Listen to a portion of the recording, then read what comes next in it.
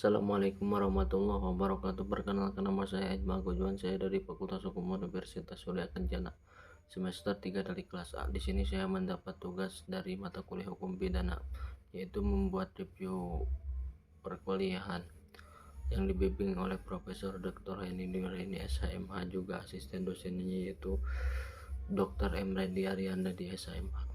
Di sini saya akan mereview perkuliahan tentang bagian pengertian residip.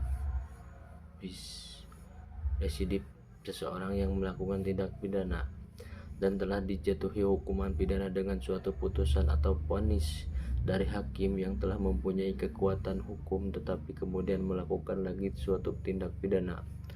Jadi hampir sama dengan konsur sosialis, yaitu melakukan lebih dari satu tindak pidana.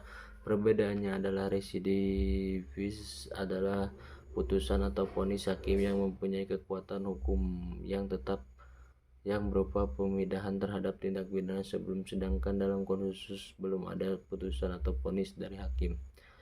Residivis adalah alasan untuk pemberatan pidana. Bagian B, pembagian pengulangan residip.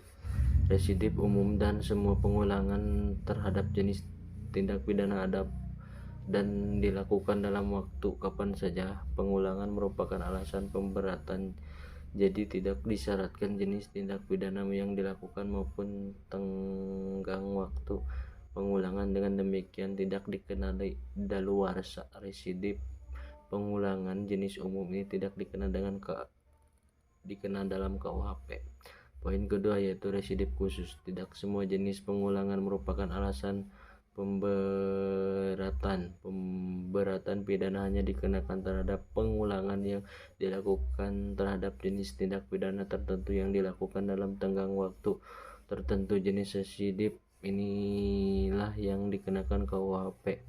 Lalu residip menurut KUHP yaitu pengulangan residip tidak diatur secara umum dalam buku 1 KUHP tentang ketentuan umum, tetapi secara khusus untuk tindak pidana tertentu diatur dalam buku 2 dan buku 3 KUHP. Selain itu KUHP mensyaratkan tenggang waktu pengulangan tindak pidana tertentu. Dengan demikian menganut residip khusus, artinya pemberatan pidana hanya dikenakan pada pengulangan sejenis tapi tindak pidana tertentu saja dan dilakukan tengah waktu tertentu. Sekian, terima kasih.